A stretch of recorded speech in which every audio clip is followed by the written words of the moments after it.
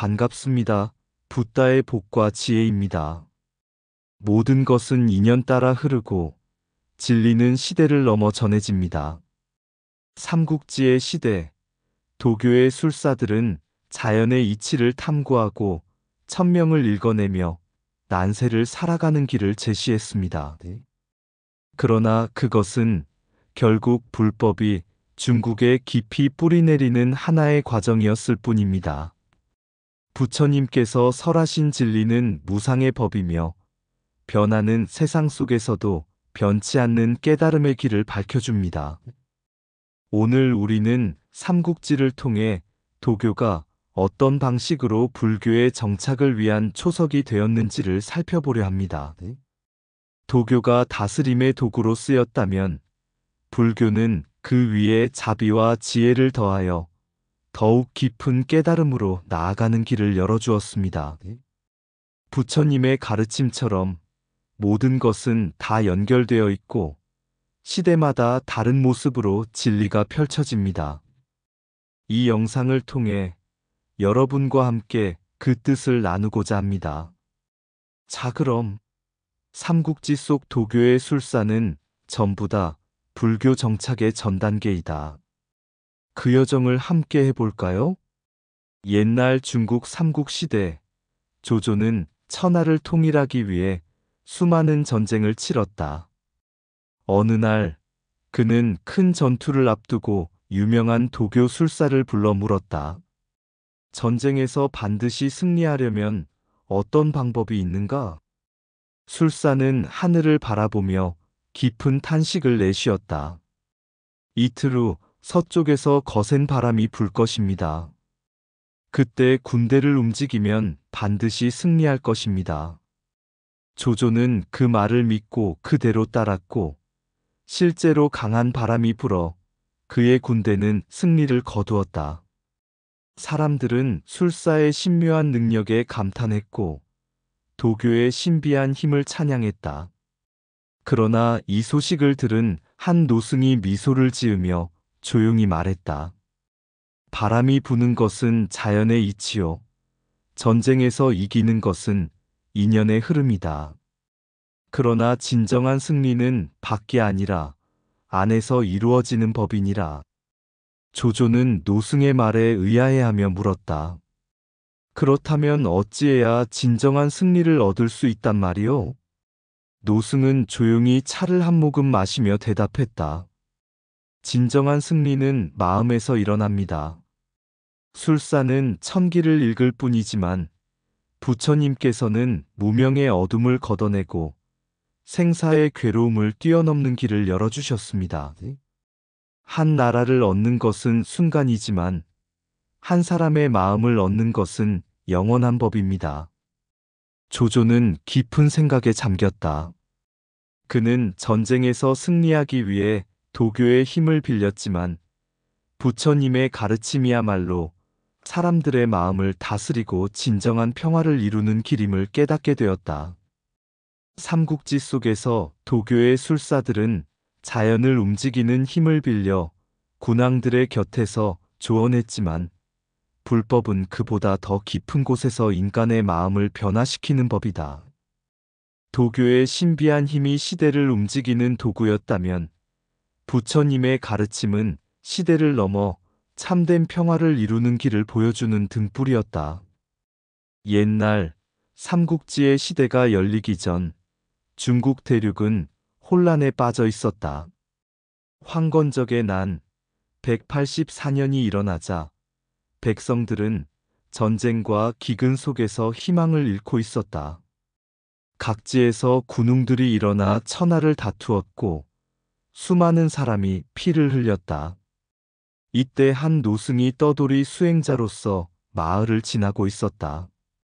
그가 어느 한적한 마을에 도착했을 때 마을 사람들은 모두 전쟁의 소문을 듣고 두려움에 떨고 있었다. 한 마을 장로가 노승에게 물었다. 스님, 어째서 이 땅에는 평화가 없습니까? 예전에 도교 술사들이 황건적을 이끌었고 이제는 군웅들이 유교를 말하며 법을 세우려 하지만 백성들은 여전히 고통받고 있습니다. 부처님의 가르침이라면 우리를 구원할 수 있습니까? 노승은 미소를 지으며 차분히 대답했다. 백성들이 고통받는 것은 물이 흐르듯 자연스러운 일이지만 그 고통의 원인은 탐욕과 집착에 있습니다. 도교의 술사들은 천명을 빌려 권력을 얻으려 했고 유교의 학자들은 나라를 다스리려 했습니다. 그러나 진정한 다스림은 밖이 아니라 안에서 이루어지는 법입니다. 그러자 한 젊은이가 분노하며 말했다. 그러나 지금 이 시대는 불교의 가르침이 통하지 않습니다. 지금은 나라를 세우고 전쟁에서 이겨야 할 때입니다. 종교는 국가의 이익과 결부되지 않으면 힘을 가질 수 없습니다. 이 시대에 부처님의 가르침이 무슨 소용이 있습니까? 노승은 조용히 땅바닥에 나뭇가지를 들고 선을 그었다. 이 선이 보이느냐? 젊은이는 고개를 끄덕였다. 이 선을 따라 한 걸음씩 걸어보아라. 젊은이는 선을 따라 걸었다. 그러나 얼마 가지 않아 마을에 큰 돌이 길을 가로막았다. 스님, 이 돌이 길을 막고 있습니다. 노승은 빙그레 웃으며 말했다. 그렇다. 지금 너희가 말하는 시대의 흐름이 바로 이 돌과 같다. 지금은 도교의 술사들이 천명을 말하고 유교의 학자들이 법을 세우며 나라를 다스리려 한다. 그러나 그 모든 것은 시대의 흐름에 따른 일일 뿐이다. 부처님의 가르침은 이 길의 끝에 있는 빛과 같다. 지금은 돌이 막고 있어 보이지 않지만 언젠가는 반드시 그 빛을 찾게 될 것이다. 젊은이는 고개를 숙이며 물었다. 그러면 지금 우리는 무엇을 해야 합니까? 노승은 미소 지으며 말했다. 너희가 살아가는 길 위에서 어둠 속에서도 자비와 지혜를 실천하라. 왕들은 나라를 세우고 무너뜨리지만 법은 결코 사라지지 않는다. 삼국이 다투던 시대에도 도교가 있었고 유교가 있었지만 결국 불교가 뿌리내린 것은 진리를 따르는 자들이 있었기 때문이다. 이후 삼국시대가 지나고 중국이 통일된 후 불교는 왕실과 백성 모두의 신앙이 되었다. 노승의 말처럼 시대의 흐름에 따라 종교는 떠오르고 사라지지만 진정한 깨달음은 언제나 남아있는 것이다. 삼국지의 시대는 국가의 이익과 결부되지 않으면 종교가 자리 잡기 어려운 시기였다. 그러나 부처님의 가르침은 단순한 권력의 도구가 아니라 시대를 넘어 사람들의 마음속에서 꽃피는 지혜였다. 시대가 변해도 진리는 결코 변하지 않으며 혼란의 시기를 지나야만 더 큰 깨달음이 찾아온다. 시대의 흐름은 돌과 같아 길을 막을지라도 진리는 바람과 같아 반드시 길을 열 것이다. 왕들은 나라를 세우고 무너뜨리지만 법은 결코 사라지지 않는다. 도를 찾는 이는 외부에서 답을 구하지 않고 자기 마음을 밝히는 법이다. 전쟁의 칼날은 사람의 몸을 베지만 탐욕의 불길은 사람의 마음을 태운다. 지금 시대에 불법이 자리 잡지 못하는 것처럼 보이더라도 그것은 씨앗이 땅 속에서 자라고 있기 때문이니라. 도교가 하늘을 다루고 유교가 땅을 다스릴 때 불교는 마음을 밝히나니 권력과 종교가 함께 움직일 때 진리는 흔들릴 수 있지만 사라지지는 않는다. 혼란의 시대에도 자비를 실천하는 자가 있다면 그곳이 곧 부처님의 도량이니라. 이익을 좇아 신앙을 구하는 이는 물거품을 잡으려 하는 것과 같고 지혜를 좇아 신앙을 구하는 이는 등불을 밝히는 것과 같으니라. 한 시대의 종교는 세상의 필요에 따라 변하지만 깨달음의 길은 변하지 않는다. 칼로 얻은 평화는 오래가지 못하지만 지혜로 얻은 평화는 천년을 간다. 군왕이 전쟁에서 승리해도 자신의 탐욕과 분노에서 승리하지 못하면 참된 승리가 아니다. 삼국의 다툼 속에서도 부처님의 지혜를 실천하는 자는 바닷속에서도 등불을 밝히는 자와 같으니라.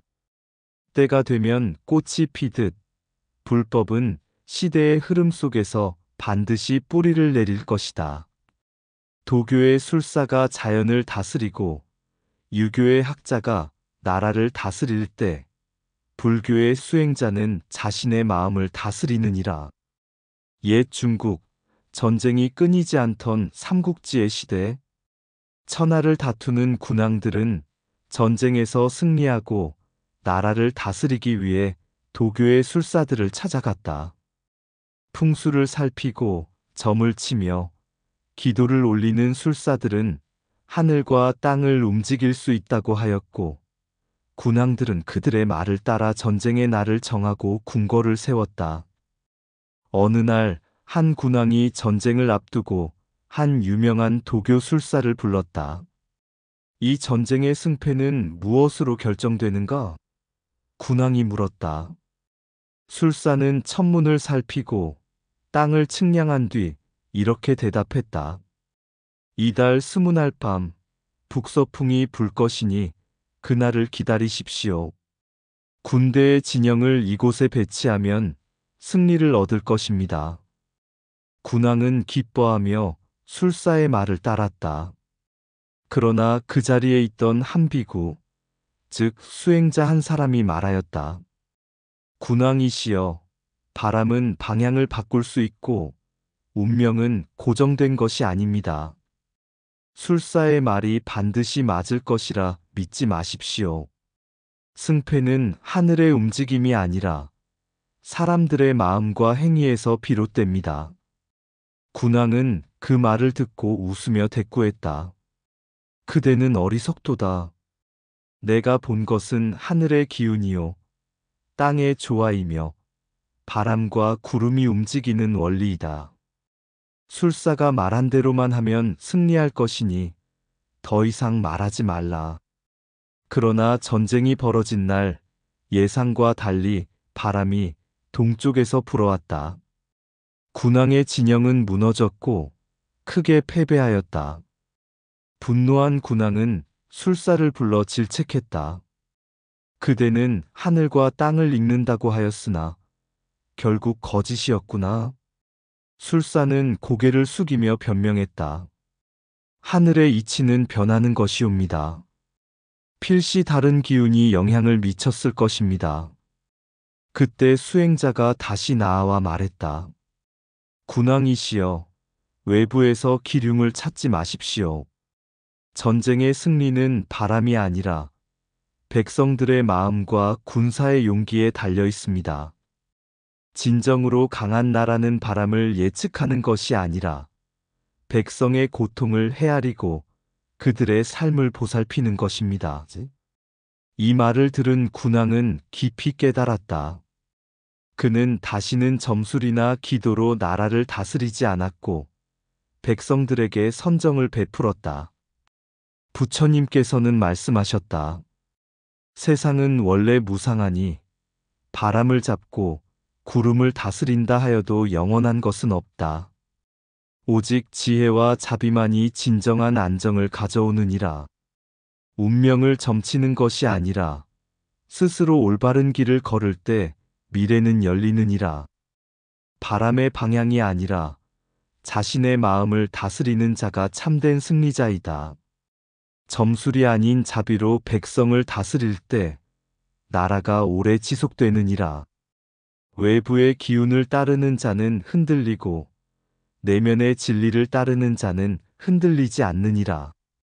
하늘의 별자리는 변할지라도 지혜와 자비의 길은 변하지 않느니라. 예언을 믿는 이는 불안하지만 깨달음을 실천하는 이는 평안하니라. 군왕이여, 나라를 지키려거든 하늘을 바라보지 말고 백성의 고통을 살피라. 진정한 힘은 기도를 통한 기적이 아니라 바른 마음에서 비롯되느니라. 기륭을 점치지 말고 스스로 선한 길을 닦으라. 그것이 곧 최상의 보호이다. 외부에서 답을 찾지 말라. 참된 길은 언제나 자신의 내면에 있느니라. 풍수를 따르는 것보다 사람들의 마음을 평안하게 하는 것이 더 큰 이로움이니라. 전쟁의 승리는 바람이 아니라 정의와 올바른 행동에서 비롯되느니라. 참된 지혜는 자연을 조종하는 것이 아니라 자연과 조화를 이루는 데 있느니라. 어리석은 이는 하늘의 움직임을 따르고 지혜로운 이는 바른 행실을 따른다. 사람의 운명은 별자리에 있는 것이 아니라 그의 업속에 있느니라.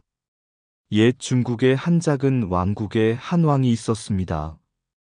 그는 나라를 다스리는 데 있어 예언과 점수를 깊이 믿었고 중요한 국사는 반드시 도교 술사들의 조언을 받아 결정하곤 했습니다. 전쟁의 시기, 농사의 풍흉, 황실의 안녕까지 모든 것이 술사들의 기도와 주문에 의존하고 있었습니다. 그러던 어느 날 한 고승이 그 왕국을 찾아왔습니다. 그는 먼 서쪽에서 온 수행자로 사람들이 지혜의 등불이라 부르는 분이었습니다. 왕은 그 고승에게 물었습니다. 대사여, 천지의 기운을 읽고 미래를 점칠 수 있소?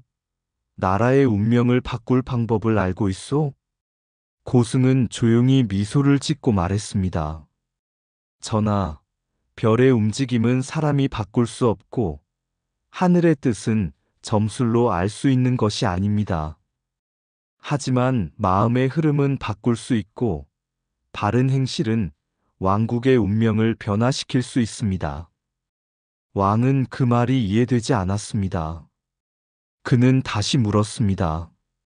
그렇다면 나라가 어려움에 처했을 때 신들의 힘을 빌리지 않고 어떻게 극복할 수 있단 말이오? 고승은 조용히 손을 들어 연못을 가리켰습니다. 연못 위에 한 나뭇잎이 떠 있었고 바람이 불 때마다 이리저리 흔들렸습니다. 전하, 저 나뭇잎은 바람에 흔들리지만 연못 깊은 곳의 물은 움직이지 않지요.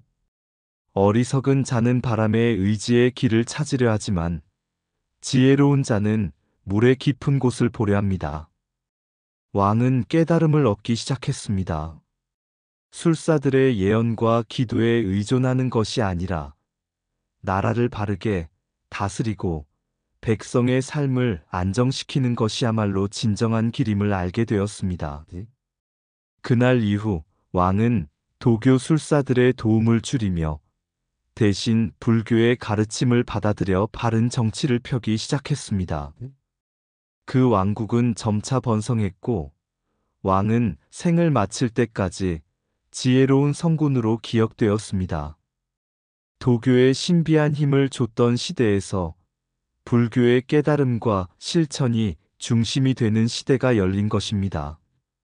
이 이야기는 삼국지 속 도교적 요소가 불교 정착의 기반이 되었다는 해석을 반영합니다.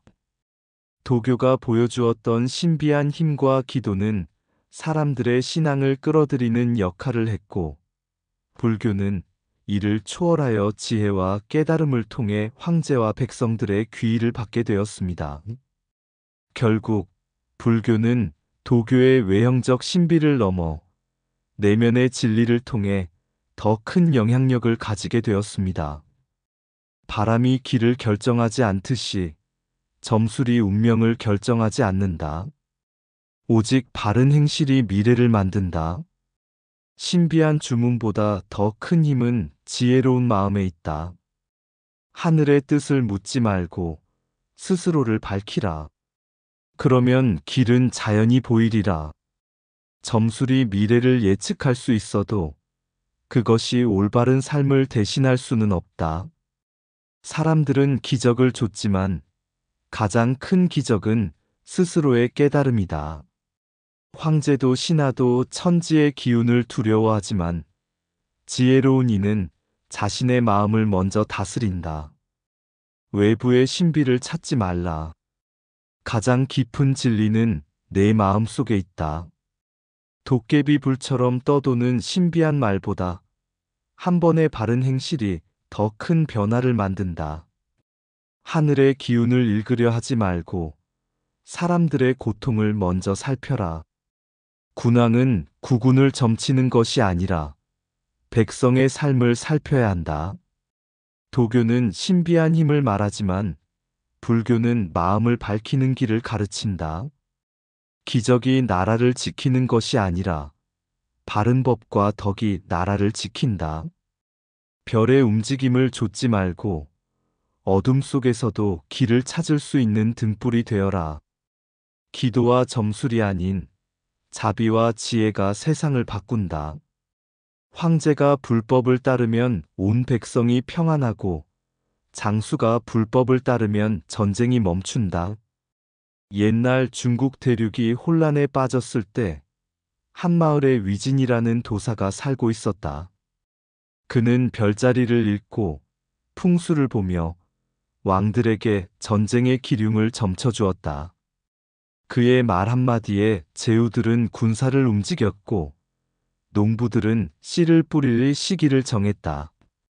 사람들은 그를 신비로운 존재라 여기며 존경했지만 위진은 속으로 깊은 고민에 빠져 있었다. 어느 날 한 젊은 승려가 그를 찾아왔다. 그는 인도의 가르침을 전하는 자였고 이름은 버분이었다.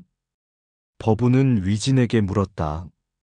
스승님, 별이 나라의 운명을 결정하고 땅의 기운이 전쟁의 승패를 가른다면 인간의 노력은 아무런 의미가 없겠습니까? 위진은 잠시 침묵하다가 대답했다. 하늘과 땅의 기운은 변하지 않으나 인간은 흐름을 읽고 대비해야 한다. 그것이 도의 길이다. 버분이 고개를 끄덕이며 말했다. 그렇다면 스승님은 사람들에게 희망을 주기 위해 점을 보는 것입니까? 아니면 운명에 순응하도록 만드는 것입니까? 위진은 대답하지 못했다. 그는 오랫동안 제후들에게 길을 점쳐주었지만 수많은 전쟁과 피바람을 막지 못했다. 그날 이후 그는 버분과 함께 불경을 읽으며 새로운 깨달음을 얻기 시작했다. 과거에는 하늘을 보며 길을 찾았지만 이제는 마음을 들여다보며 진리를 찾았다.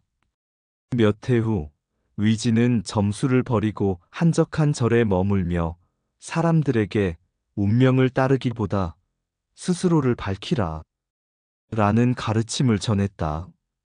이것이 바로 신비한 힘을 줬던 도교의 술사들이 결국 불법의 진리를 향해 나아간 과정이었다. 신비를 넘어 진정한 깨달음으로 나아가는 것이야말로 부처님의 뜻이 아니겠는가. 하늘을 쳐다보며 길을 찾던 자, 별의 움직임에 운명을 맡겼던 자, 그러나 마음의 길을 잃은 자는 이 땅의 진리를 묻고 싶었을 뿐.